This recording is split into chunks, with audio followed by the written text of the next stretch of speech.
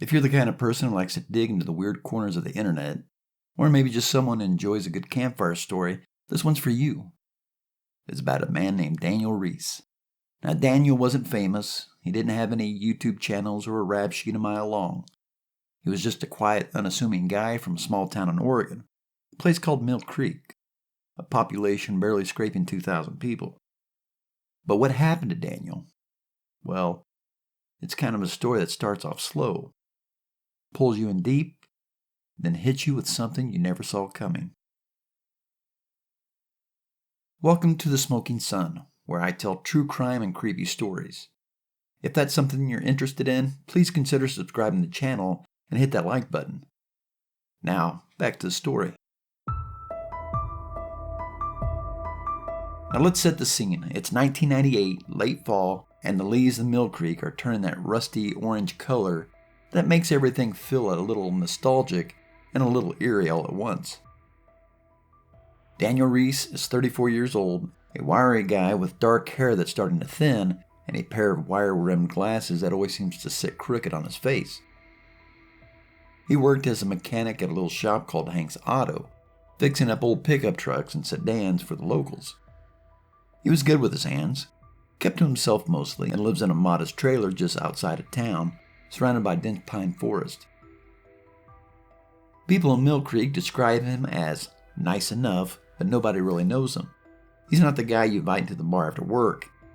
He's the guy you nod to on the street and forget about 5 minutes later.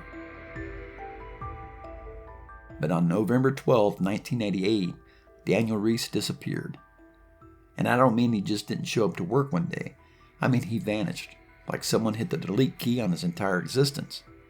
His trailer was empty, his beat-up Ford truck was still parked out front, and there wasn't a single clue where he'd gone. No note, no phone call, nothing. It was like the forest just swallowed him whole. And that was only the beginning. Now, Mill Creek isn't the kind of place where people often go missing.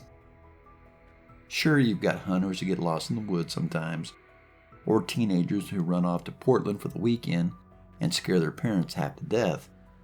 But a grown man living alone, just up and disappearing, that's not normal. So naturally, the town started buzzing. The sheriff's department got involved. Sheriff Tom Grayson, a gruff guy with a mustache that looked like it belonged in a 70s cop show, took the lead. They searched Daniel's trailer top to bottom. Nothing seemed out of place. The bed was made, the dishes were washed, and there was even a half-finished cup of coffee on the kitchen table, cold as stone. The only thing missing? Daniel himself. Theories started flying. Some folks figured he wandered off into the woods and gotten lost. Maybe he fell into a ravine or tangled with a bear. Others thought he skipped town, maybe owed money to someone. But here's the thing. Daniel didn't have any enemies. He didn't gamble, he didn't drink much, didn't even have a girlfriend to fight with. His boss Hank said that he'd been acting a little off the week before, quiet, distracted, staring out the shop window like he was waiting for something. But what was it? No big red flags, no neon signs screaming, "This guy's in trouble." Or so they thought.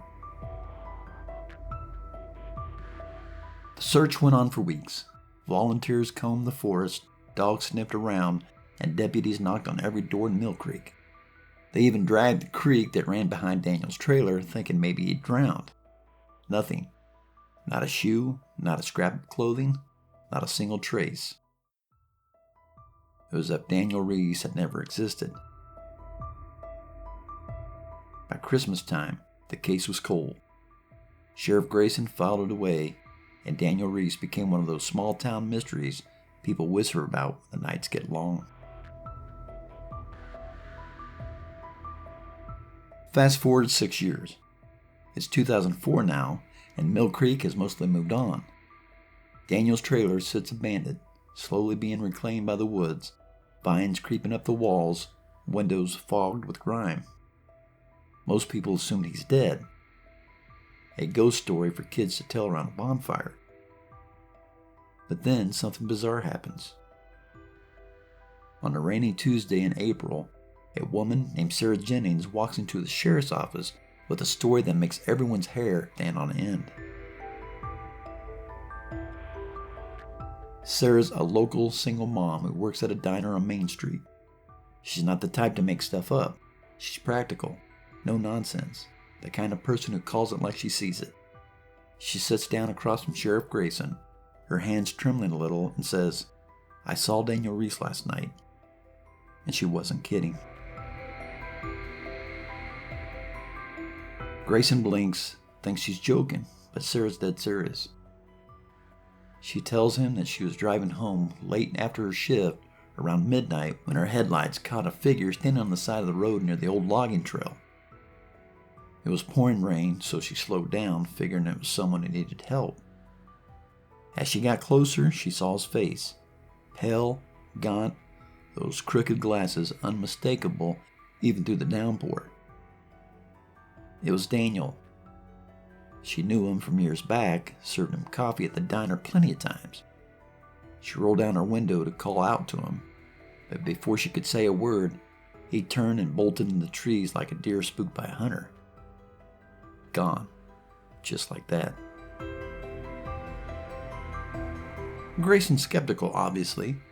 People see ghosts all the time, especially in a town like Mill Creek where every shadow has a story. But Sarah insisted it wasn't a trick of the light or her imagination. She saw him clear as day. Same brown jacket he always wore, same hunched way he carried himself. So Grayson humors her. He grabs a deputy, heads out to the logging trail, and they poke around in the mud and the rain. They don't find Daniel, but they do find something. A single footprint pressed deep into the wet earth, leading off to the woods. A man-sized 10, and the tread matched a pair of work boots they cataloged from Daniel's trailer back in '98. Now the case is alive again. The sheriff reopens the file, and the rumor mill in Mill Creek kicks into overdrive. Was Daniel still out there living in the forest like some kind of hermit? Had he faked his disappearance? And if so, why? Grayson starts digging deeper, pulling old records, re-interviewing people who knew Daniel. Hank, the auto shop owner, mentioned something he hadn't thought was important back then. Daniel had been obsessed with maps in the weeks before he vanished. Not road maps, topographical ones, the kind hikers used, with every ridge and valley marked out. He'd spread them across the shop counter during lunch breaks, tracing lines with his fingers, muttering about finding it. Finding what? Nobody knew. But it was a lead, so Grayson got his team together, deputies and a couple forest rangers, and they started searching the woods again. This time, with those maps in mind. They focus on the area near the logging trail where Sarah saw him. A dense stretch of forest that hadn't been properly searched back in '98 because it was too rugged, too remote. Days turned into weeks, and just as they were about to give up, one of the rangers stumbled onto something. A cave.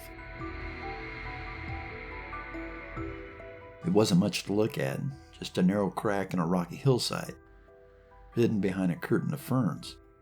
But inside, it opened to a small chamber, maybe 10 feet across. And what they found inside changed everything. There, in the flickering beam of the ranger's flashlight, they found signs of life. A sleeping bag, tattered and moldy. Empty tin cans rusted at the edges. A lantern with a cracked glass. And scratching the cave wall over and over again were the words, "I found it, I found it, I found it." But what had he found? This discovery sent chills down everyone's spine.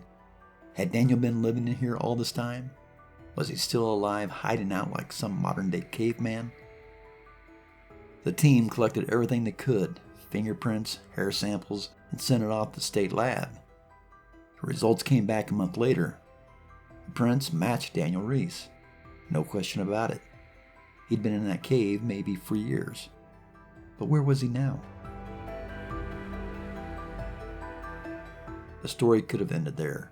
A creepy little mystery with no real answers. But here's where it gets weird. A few days after the cave discovery, Sheriff Grayson got a call from a pawn shop owner in Eugene, about 80 miles south of Mill Creek. The guy said a man came in that morning trying to sell an old pocket watch. Nothing fancy, but the owner thought it was odd because the guy looked rough, like he'd been sleeping in the dirt for weeks. He was thin, jittery, wearing a brown jacket and crooked glasses. Now, the shop owner didn't buy the watch, but he did remember the name scratched on the back of it, Daniel Reese. And that's where things really got strange. Grayson drove down to Eugene himself, showed the pawn shop a photo of Daniel from 1998. That's him, the owner said, no hesitation. Older, scruffier, but definitely him. Grayson checked every shelter, every back alley in Eugene, but Daniel was gone again, slipped through the cracks just like before. For the next few years, sightings of Daniels popped up all over Oregon. A gas station clerk in Salem swore he sold him a candy bar in 2006. A hiker near Mount Hood claimed he saw him muttering to himself on a trail in 2008. Each time, he'd vanished before anyone could catch him. The legend of Daniel Reese grew. Some called him a ghost, others a survivalist genius. But nobody could figure out why he'd left, what he'd found, or why he kept running. Then, in 2012, the real bombshell dropped. A logger working deep in the Mill Creek forest found something that turned the whole case upside down. Buried under a pile of rocks near the same cave was a skeleton. Not just any skeleton. Dental records confirmed it was Daniel Reese. He had been dead for over a decade, likely since around 2000 based on the decay. Cause of the death? Blunt force trauma to the skull. Someone or something had bashed his head in. So wait, if Daniel was dead, who was Sarah Jennings seeing in 2004? And who was selling the watch? And why? Who was wandering in the woods all these years? The sheriff department reopened the case yet again, but this time they weren't looking for Daniel. They were looking for an imposter. Now here's the twist. They never found him. Not a single clue about who'd been pretending to be Daniel Reese.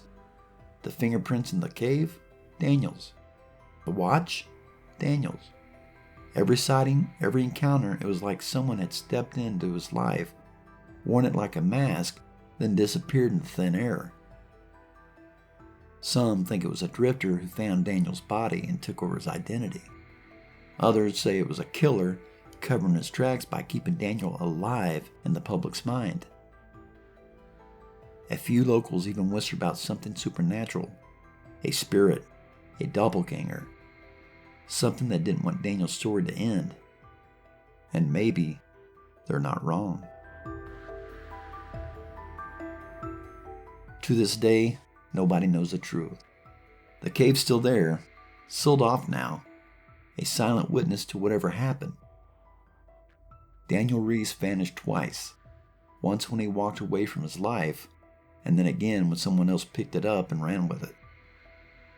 And somewhere out there, maybe in the shadows of the Oregon woods, that second Daniel is still wandering, a ghost of a ghost, leaving us all wondering, who was he really?